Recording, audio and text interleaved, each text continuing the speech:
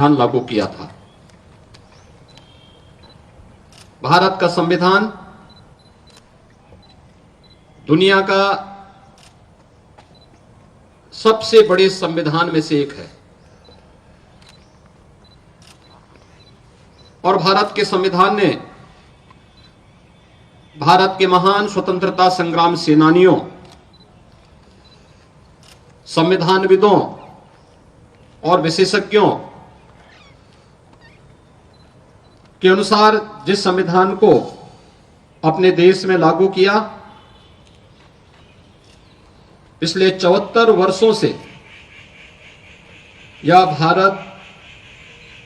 के अंदर जाति, मत, संप्रदाय, क्षेत्र या अन्य तमाम अवरोधों को पूरी तरह समाप्त करते हुए अपनी कसौटी पर खरा उतरा है। ये भारत के संविधान की ही महानता है कि दुनिया के अंदर आधुनिक लोकतंत्र के रूप में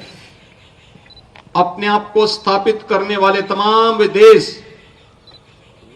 जो अपने को आज की व्यवस्था के अनुसार सबसे प्रगतिशील मानते हैं, उन देशों ने लंबे समय तक लिंग भेद के आधार पर महिलाओं को मताधिकार से वंचित किया था। तमाम दबी कुचली परंपराओं को समाज और राष्ट्र की मुख्य धारा से अलग किया था। लेकिन भारत दुनिया का वह देश है जिसने संविधान लागू करने के साथ ही इस बात को भी सुनिश्चित किया था कि भारत के अंदर लिंग के आधार पर जाति, मत, मजहब, क्षेत्र के आधार पर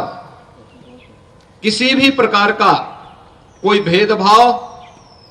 नहीं होगा और भारत के हर वयस्क मतदाता को अपना मताधिकार करने, भारत के अंदर एक सरकार बनाने के लिए पूरा अधिकार दिया। ये भारत के संविधान के कारण भारत का हर नागरिक आज देश की सरकार को बनाने में उसका हिस्सेदार बना हुआ है। हमारा संविधान अनेक उपलब्धियों से भरा हुआ है और इसीलिए उन उपलब्धियों को ध्यान में रखते हुए अगर इस संविधान हमें अधिकार देता है तो हमारे कर्तव्यों के प्रति भी हम सबको आग्रही बनाता है। आदरणीय प्रधानमंत्री जी ने पूरे देशवासियों का इसी बात के लिए आह्वान किया कि जब ये देश 2022 में अपनी आजादी का अमृत महोत्सव मना रहा था तो उस अमृत महोत्सव वर्ष में उन्होंने देशवासियों का आह्वान किया था कि आगामी 25 वर्ष की एक व्यापक कार्य योजना को लेकर के हमें आगे बढ़ना होगा। इन 25 वर्षों में हम कैसा भारत चाहते हैं, यह हम सबके संकल्प को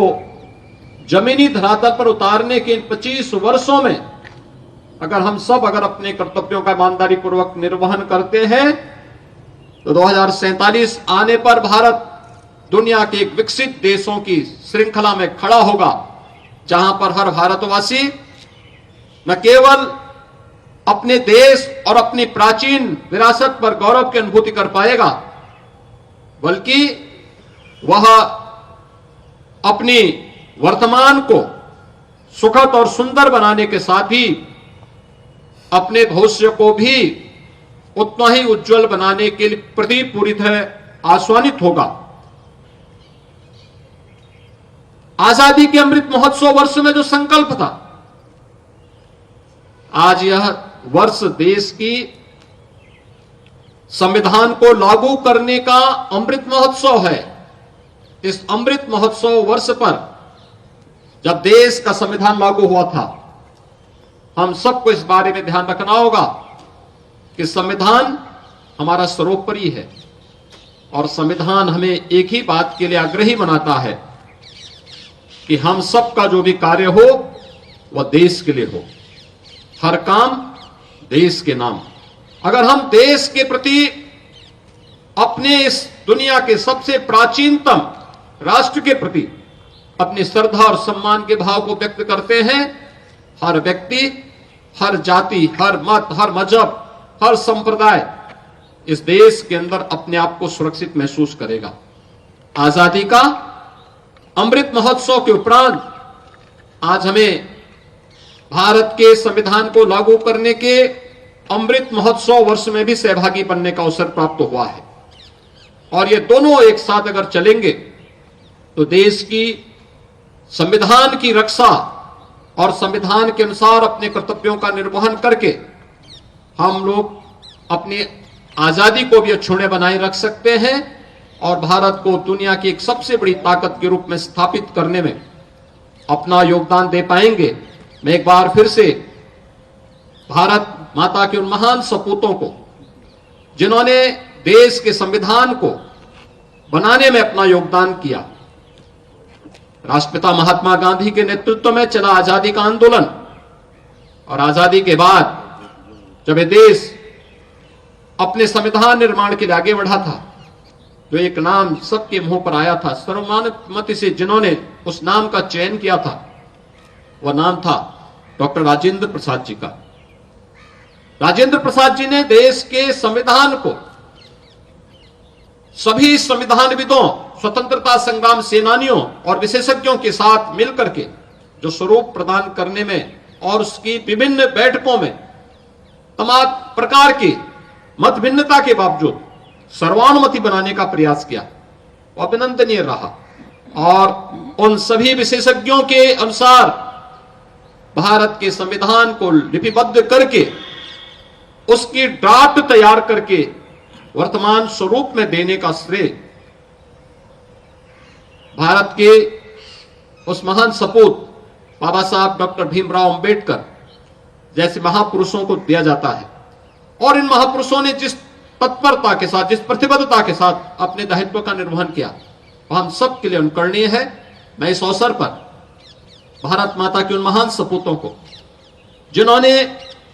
अपना सर्वस्व देश की आजादी के लिए समर्पित किया, उन महान संविधानविदों,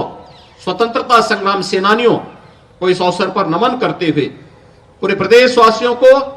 75वें गणतंत्र दिवस के अवसर पर अपनी हृदय से बधाई देता हूं, अपनी शुभकामनाएं देता हूं। धन्यवाद। जय हिंद।